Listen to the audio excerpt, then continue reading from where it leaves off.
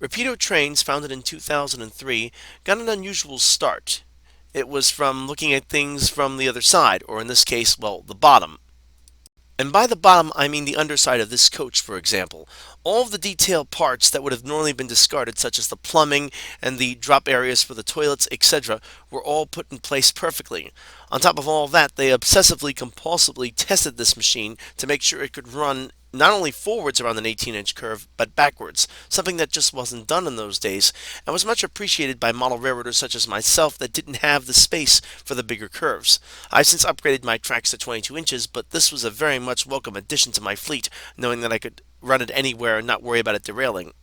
By the second decade of the 2000s, Jason Schron, Rapido founder, would take his company in a new and ambitious direction. Much like the earlier coaches I showed before, he would model something he rode on as a child and was much beloved to him, the UAC turbo train. To the wonderfully detailed undersides, the interiors were no exception. They were heavily detailed, including everything from the dining cars to the seats to the tables, all replicated exactly as they would have been, as if the model had been designed from the onset for people to legitimately ride on. The company's next model of note is the MLW FPA-4, an unusual model that was basically an Alco FA, but with the steam generator and passenger equipment all mounted inside. These models were exclusively produced for and used in Canada until they were retired because they didn't meet modern safety standards sometime in the mid to late 80s. It has become a rather infamous model for most model railroad producers to actually produce, as it was very difficult to get the nose just right. Rapido went to the extreme of actually 3D scanning a real-life example of this model to get just the perfect dimensions for its model, and the difference definitely shows. Another detail that Rapido added to make this model really pop was to record the sounds from an actual operating FPA-4 from a US tourist railroad, not just sitting at idle at a station, but running up a grade and at full throttle and at idle, and recording the sound right from where the smokestack was to get the absolute perfect sound effect to translate to their actual model. Additionally, these units had the usual operating classification lamps and a series of crazy sound effects and comedy effects added in by the very much dedicated staff at Rapido Trains. Now, for those of you familiar with my channel, you'll know that I have an affinity for the FPA-4s as well as the Alco PAs. Another engine I have a huge affinity for is the RS-11, as can be seen by this Atlas model pushing a small cut of cars into my freight yard. Another detail you can gather from this clip is that I love passenger trains.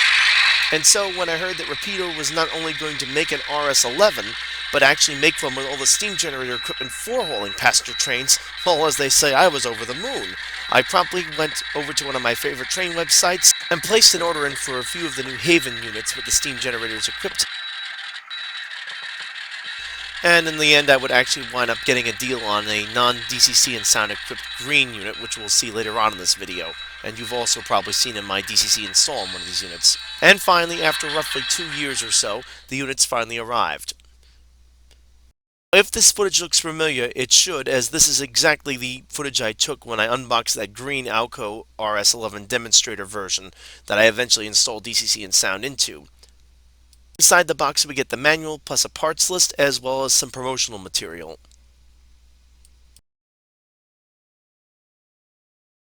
Now finally we get past the nitty-gritty and right down to the meat and potatoes. Yes, that's right, it's the Locomotive, cocooned in a plastic shell and lined with styrofoam to prevent anything from getting damaged in shipment. I have to say I was knocked back in my seat when I saw how wonderful and vibrant the colors looked in real life. You can look at this all you want in internet videos, but I have to say you've got to see it for real life to see exactly what Alco was thinking when they painted their demonstrators to this paint scheme. I cannot but wonder that this is what one of the executives at railroads that had come out to look at these units and or demo them thought when they first laid eyes on these units. Get this unit out of its cocoon and see it the way it's supposed to be seen. As I finish getting this locomotive out of its cocoon, I would like to point out that this locomotive does have the usual crazy features that Rapido puts into all of its models, including the operating classification lights, and in this case a ground light that illuminates the ground underneath where the locomotive trucks are. This can all be triggered with DCC commands from your DCC controller. After we carefully remove the styrofoam inserts, we can really begin to appreciate the amount of craftsmanship that went into designing this locomotive originally and in this model form. We also note the striking Alco logo right on the nose to remind everyone exactly what locomotive was coming toward them. Also see the locomotive has 2 horns, one facing forward, one facing backward. Of note, this locomotive was actually set up from the factory to run long hood forward, as this was still the early 50s when these came out, and the concept was still according to what steam engines were. And if you remember, with the exception of the Southern Pacific cab forwards, most locomotives had the cabs in the back and had the huge mechanisms, in this case with steam power, or in this case with diesel power, stretching out in front of the engineer. This was also considered a safety feature for the engineer in case of a crash. Of note, this locomotive was steam generator equipped from the factory, as we see by the details on the roof, and by the steam piping running underneath the frame itself. Another detail I'd like to point out is the fact that this control stand is actually backlit. This can be triggered from a button on your DCC controller. As I mentioned before with this locomotive, the same is true for the other locomotive we're about to see. These locomotives that have the steam generator equipment in them also feature the proper piping under frame. I did notice on this engine that this would become a bit of an issue. Another detail I'd like to note is that this locomotive passes the Atlas test. That is to say, it is not shorter than it's supposed to be due to the fact being based on another locomotive. The advantage of Rapido had from, well, not basing it on another locomotive.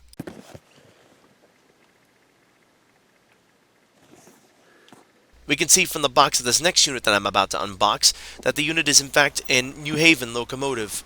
This locomotive was equipped with the steam generator equipment and was one of the few railroads to take advantage of it.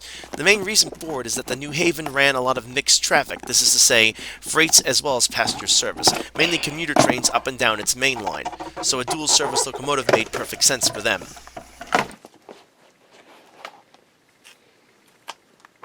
Again, the obligatory operating manual, which almost looks like the real thing from the Alco manufacturer directly.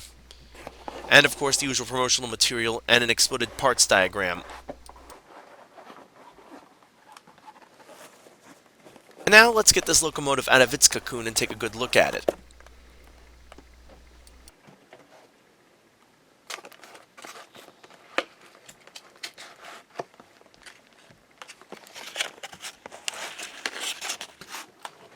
It's easy to fall in love with this locomotive, especially at first glance, although I do note that the paint has already started to chip away on the stanchions on this particular locomotive model. I would love to say that this is the only minor quality quirm that I had with this locomotive, but there would be several more. I'll get into those as we go along here. Another detail missed in these locomotives, or caused by their shipment, is these bent railings you can see on the side of the locomotive. This is a common problem with these engines being shipped, as I have been told. The metal railings again are held in place by plastic stanchions, which don't seem to be able to handle the job of keeping them straight.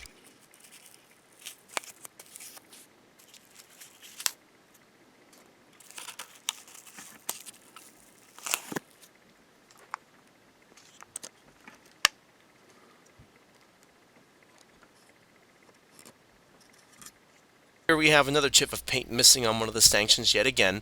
This is a bit of a theme through the entire process of looking over this locomotive.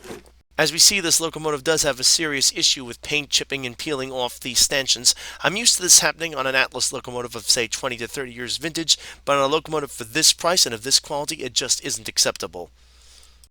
I sincerely hope Rapido will do something to correct this problem. Another oversight in quality control on this locomotive, which as you see the horn is no longer in place and sitting to the right of it. I was able to reattach this, but it's just unfortunate that quality control didn't catch it first. While a little bit of plastic zap glue did fix this problem, I still don't see why the factory can't just apply the glue from the start to prevent this from happening to begin with. While some might call me a nitpicker for pointing out all these little defects, etc., the fact is this locomotive is in a price class that makes it simply not acceptable to have these sorts of problems out of the box. Fortunately, I'm not through pointing out problems yet. There are some more serious issues with this particular model in question. Anyway, enough chit-chat, let's give this thing a run.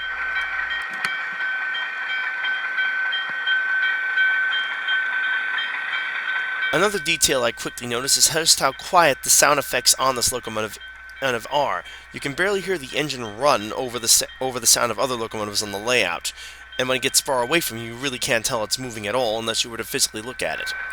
Please note, I did in fact check this locomotive and its sister engine with my local programmer and found that the master volume had been turned up to full. The prime mover volume was noticeably down. I've tried turning that up, and while it improved things a little, it still was noticeably weak.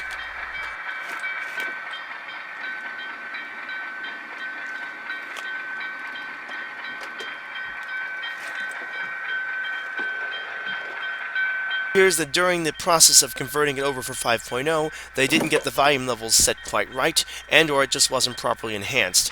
I hope Rapido will issue a new file to correct this. That's ridiculous. It really is a shame to not hear all the Rapido sound effects in all of their glory. I'm dealing with this crap.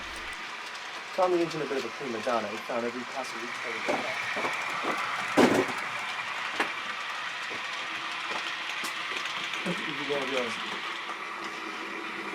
I found this engine a bit of a prima donna. It finds every weak point in the track and uses to jump on it.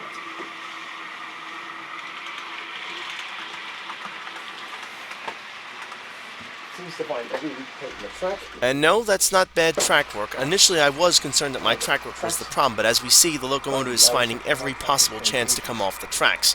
This was not working out to be a good test run for a new locomotive.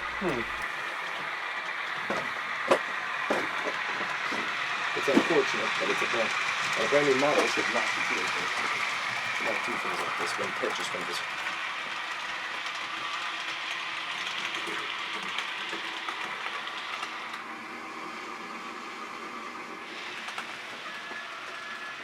Stop it already, come on.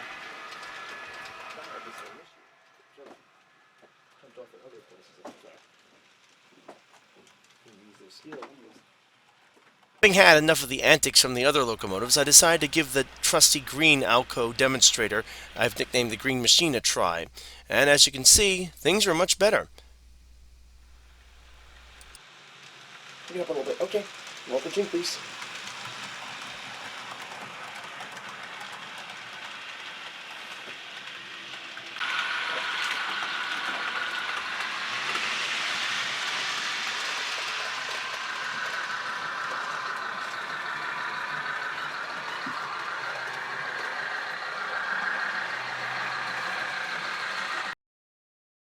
I should also note that the Alco demonstrator is currently running the Locksound demo file / testing file. It includes on all of its locomotive decoders from the factory, so you can just test the functionality of them. This is before I would reprogram it to the official Locksound file for that particular style locomotive.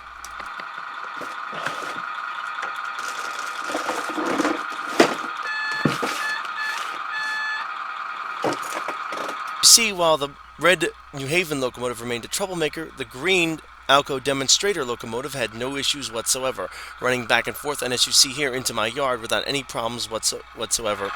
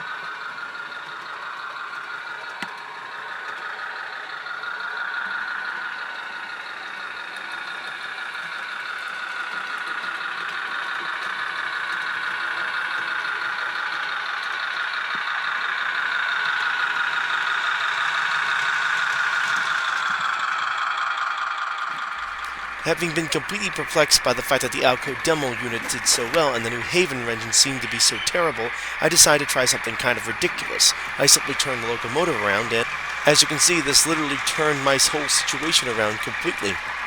The engine now ran around all the turns without a problem, without derailing, period.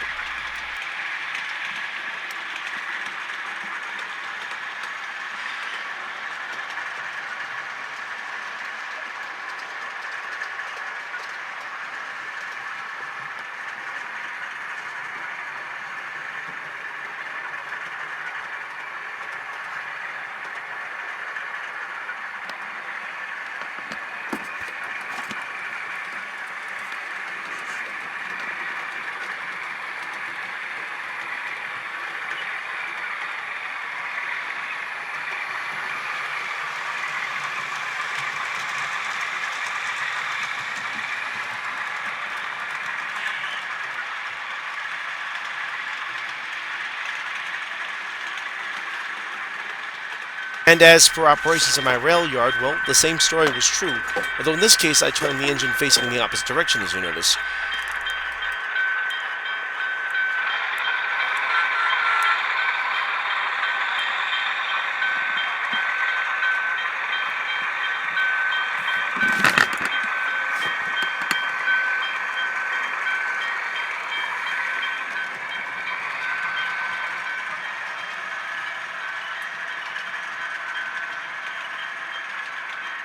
You can probably guess by this point I had a hunch and decided to go with it. And, well, here's what I found that was wrong with the unit.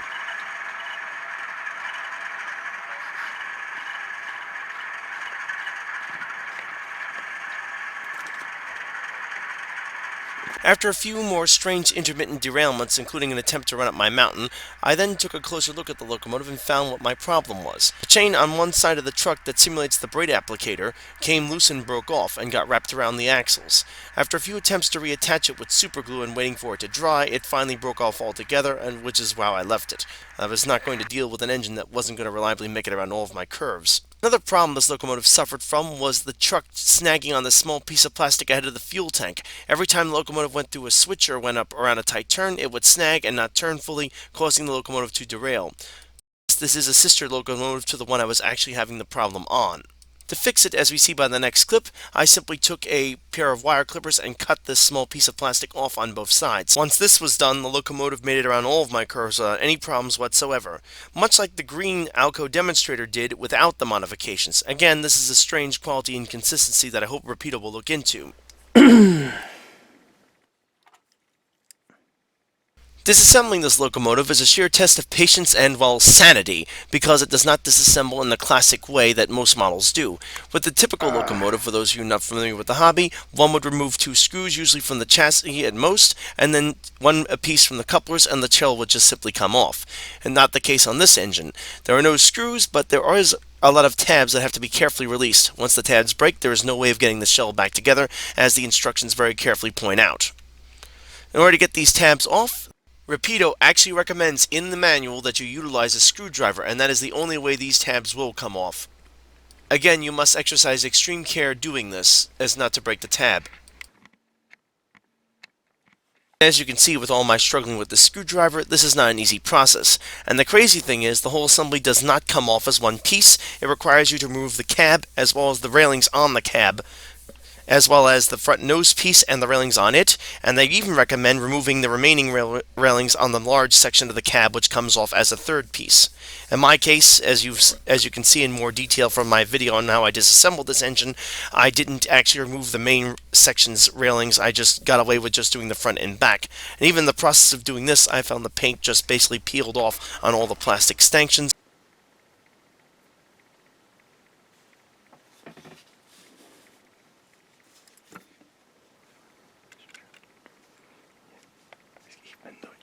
Oh, yes. Whew, I was able to finally get it loose. Yes! Oh, finally. Good God. So they are clear. Okay. Das ist gut. Das ist gut.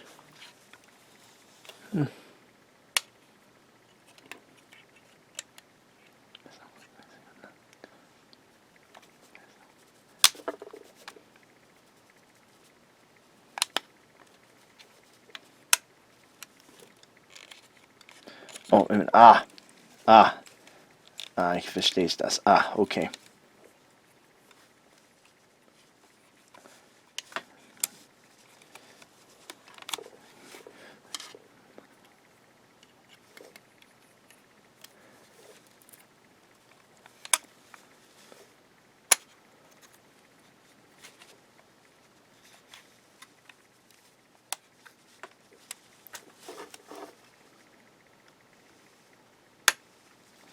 Yes, finally. My God.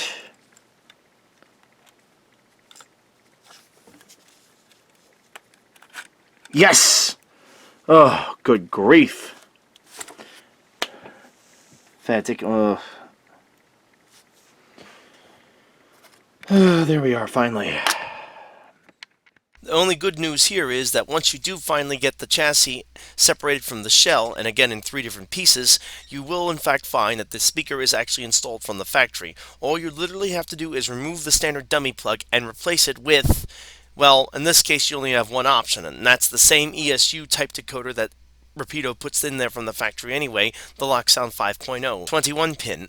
The reason your options are so limited is due to the many different light functions this particular locomotive has.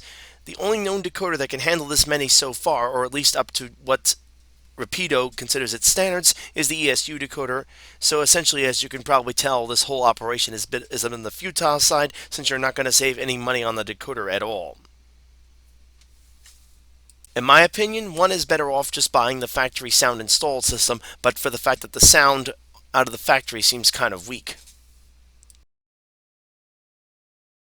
When I first heard that Rapido was going to put out an Alco RS11 that not only was nicely detailed, but would even feature the steam generator feature, something that had never been modeled before, on static, I couldn't get the idea out of my head of actually owning one of these steam generator equipped to pull passenger trains around my layout, as well as do some freight work.